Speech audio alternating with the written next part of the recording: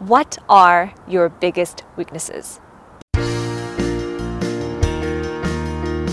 Maybe you are just starting your career now and you're just getting yourself out there and knowing that you need to do interviews, or maybe you've done hundreds of interviews before, or maybe you have done interviews and haven't heard back and you're wondering, how can I get more interviews? How do I get more invitations to interviews?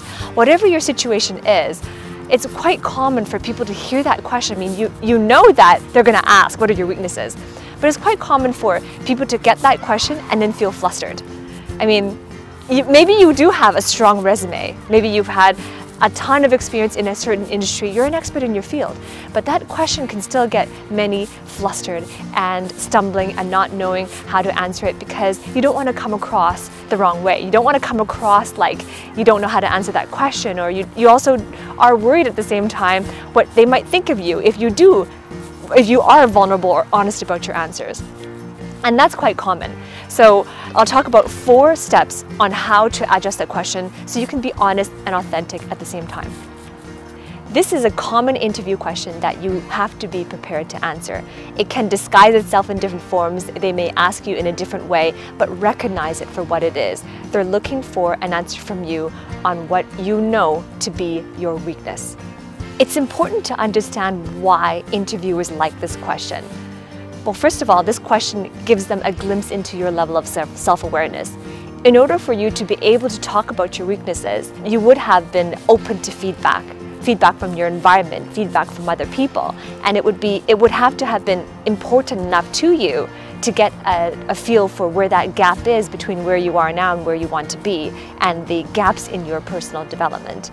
So this question gives them a glimpse into how self-aware are you and how important it is for you to have a higher level of self-awareness.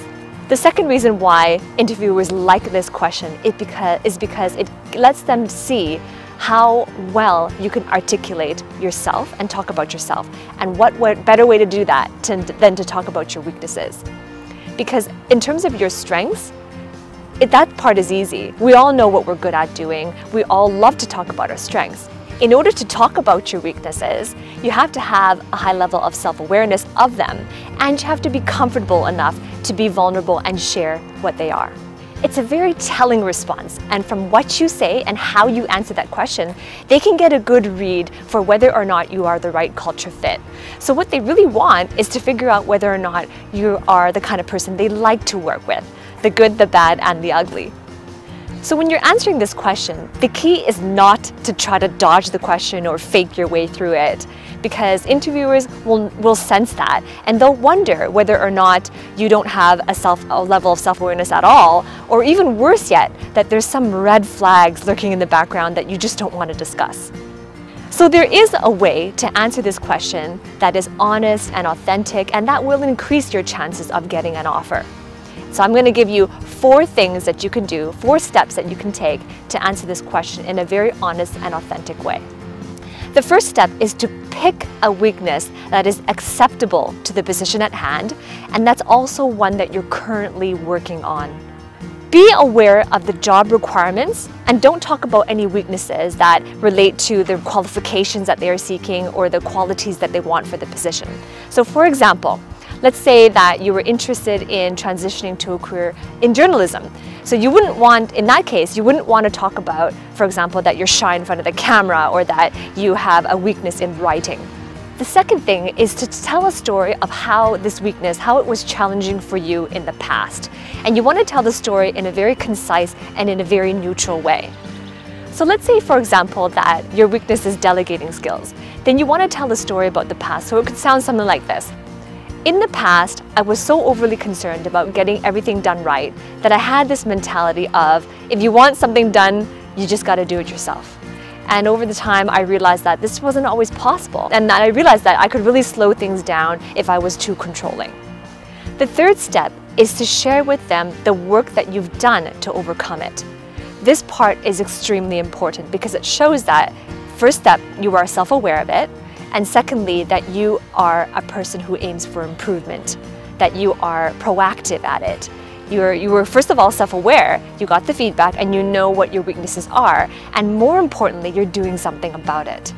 So sticking with the example of delegating skills, you could say, I realized that I could benefit from growth in this area, so that's why I signed up for management skills course. The fourth step is to demonstrate how you've already improved. Now this is a good thing to conclude with because it shows that what you've been doing was able to get you results, and it puts their mind at rest that what you think about and when you set your mind to it and you take action, that it leads to a positive outcome in mitigating your weaknesses. So in my example with the delegating skills, it could sound something like this. You could say, so now I'm always looking for opportunities to manage a project for my group, and now my colleagues always come to me for direction, and it means a lot to me. So telling them that story gives them an indication that what you did worked, and you did overcome your weaknesses.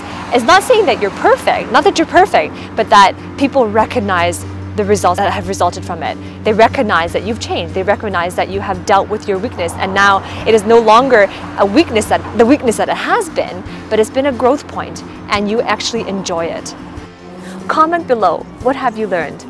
Put into the comments any questions you have. I'm happy to answer them in my next video. Remember to subscribe to my channel. Hit the subscribe button below and hit that bell to receive notifications. Anytime I send out a new video, you will receive notifications. So hit that bell, subscribe, and I'll look forward to hanging out with you in my next video.